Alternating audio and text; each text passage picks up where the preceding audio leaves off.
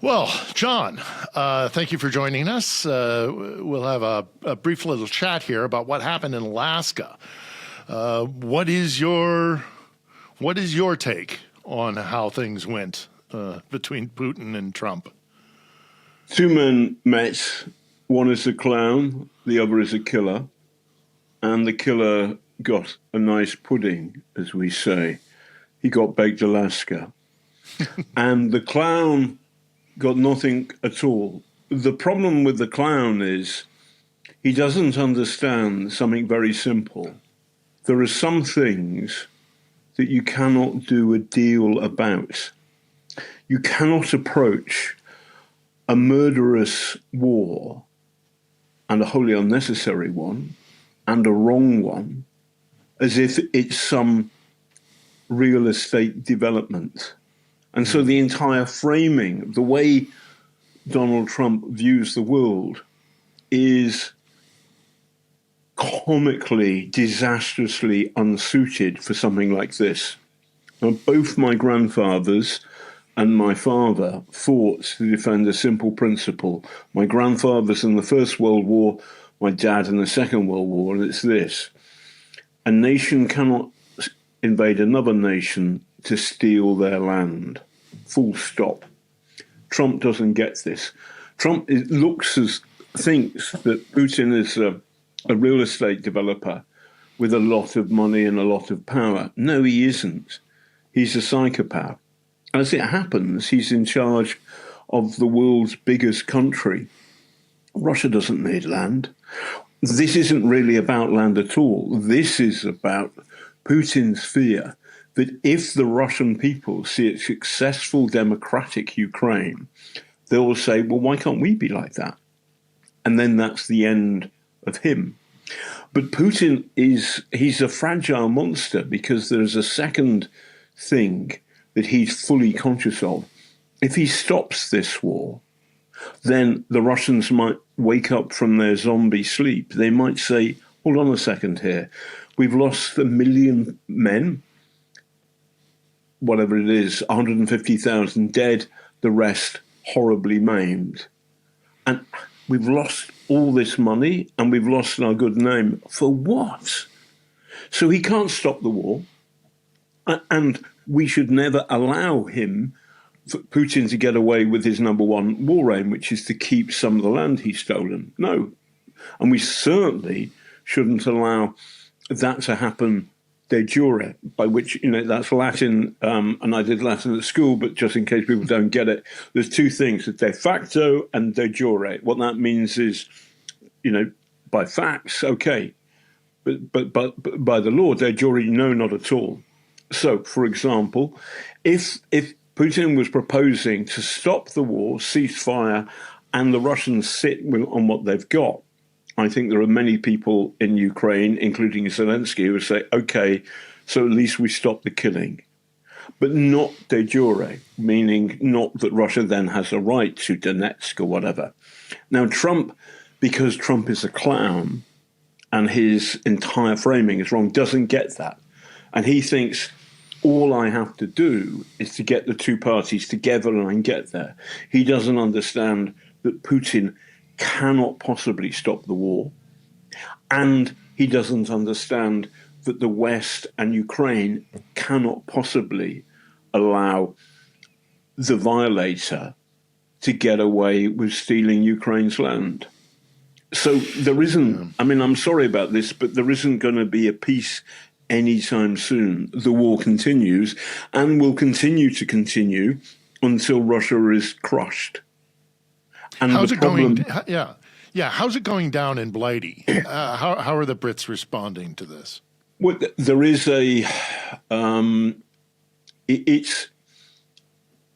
there is massive sympathy for Ukraine to this day, but I know that there is also a kind of sense of like, is this war still going on? And the only two generals that Russia can count on are General Boredom and General Change the Subject. And both of those are working well for Russia right now.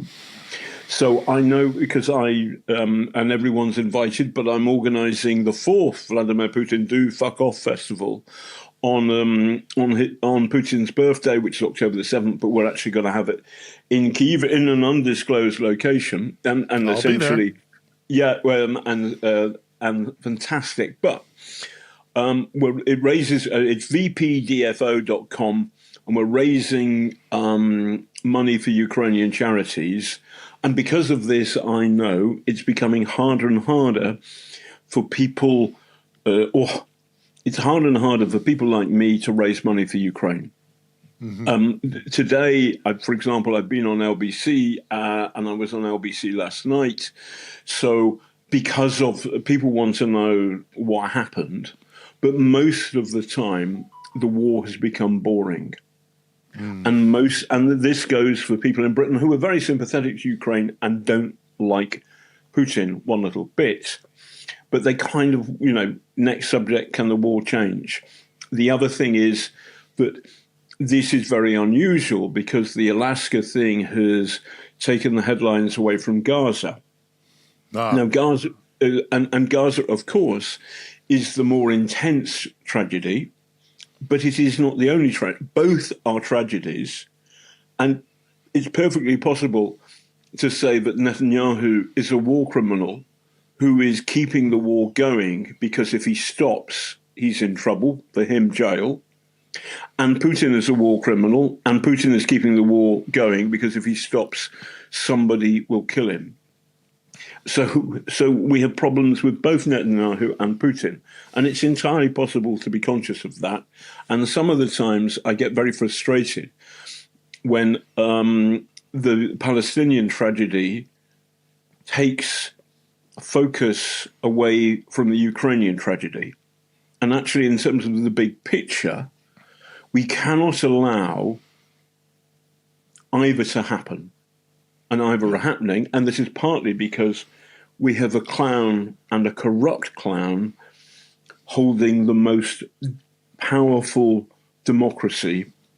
He holds power on the most powerful democracy in the world, and he is not using that power effectively. And what we saw in Alaska was almost a kind of black comedy of incompetence. Now, it's not all that bad, Phil, because what Trump didn't do was he didn't say, oh, look, we've got a deal when there wasn't one. And also, or even his patsy media could see that at the end, there was no press conference. No, not a single journalist was able to ask a question, apart from the really good lady, I don't know who she is, but she had a go, Mr. Putin, when are you going to stop killing Ukrainian civilians? Good on her. Well done. Yeah, and he feigned that he didn't and he went and he feigned, understand. And he became temporarily deaf. But this was, I think, for Trump, a PR disaster.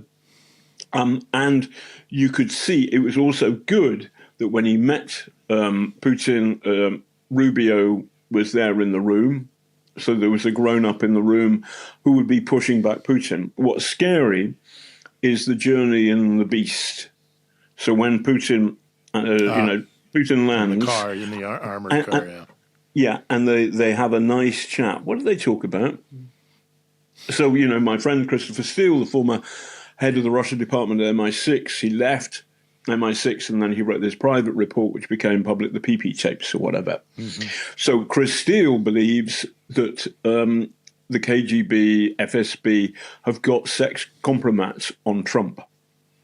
So who knows? Because we haven't seen the hard evidence. But of course, if you go around Moscow asking for the hard evidence, you're going to die, aren't you? Yeah. Because it's a dictatorship. And people don't understand that. Or I do, you do, every Ukrainian does, because they're living right now. Ukrainian women under Russian occupation get raped. A small number, but this has happened, a small number of Ukrainian soldiers have been castrated by the Russian army. 20,000 children or something like that number have been kidnapped by the Russians. So you don't have to explain to the Ukrainians just how imbecilic Trump's strategy is. It's not a strategy. He is diminishing the world and all its complexity.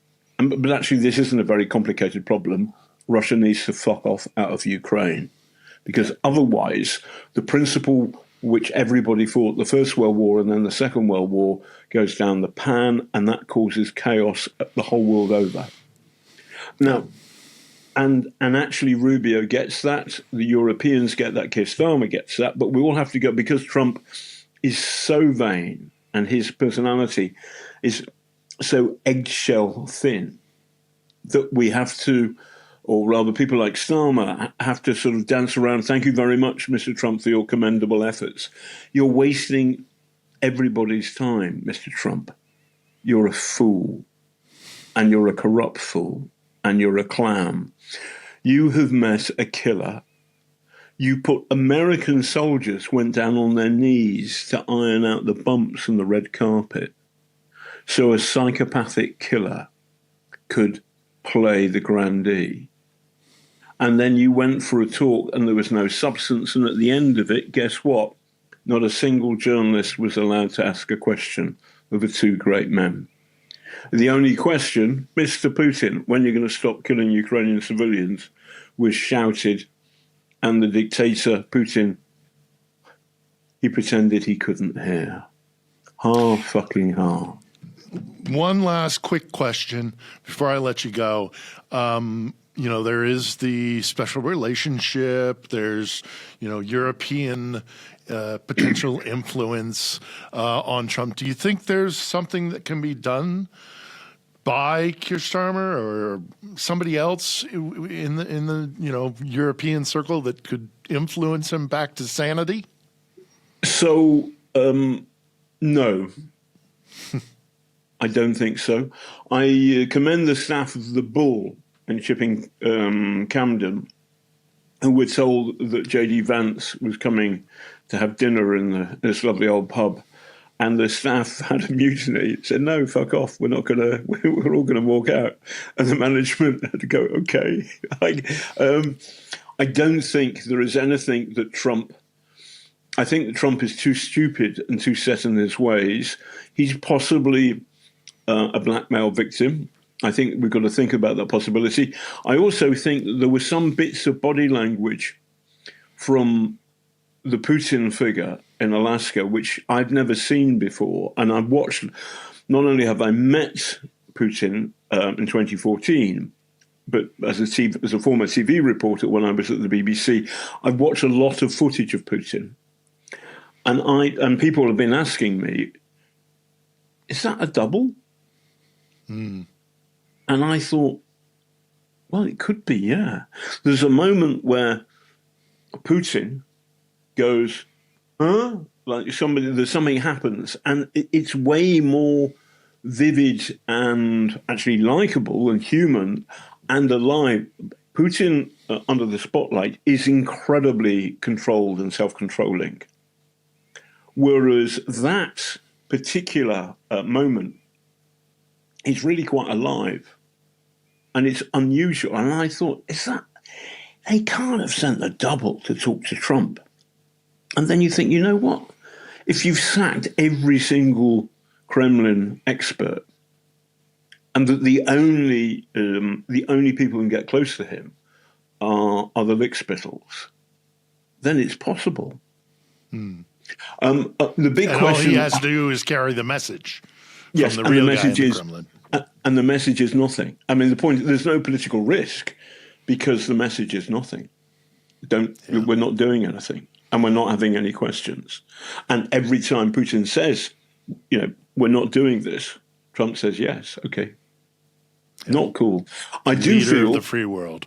The leader of the free world is a clown, and it is a disgrace to America. There's one other thing that Trump is actually, he's conscious of what the Europeans, and I think Starmer is less important these days because of our failing economy thanks to Moscow's Brexit. But Merz in Germany is good, and Stubb, the Finnish guy who plays golf, is good. And they're getting the message across. And Melania is getting the message across too about the kids, the kidnapped kids. Mm-hmm. So I feel that although he wants to do a deal, Putin's doesn't want to do a deal. And then Trump's position on this is going to get harder. What's also happening is that the American economy is slowly, and more slowly than I thought, but it's going tits up because of the tariff nonsense. Yeah. And Newsom in California, they poked the Californian bear, and he's getting his act together.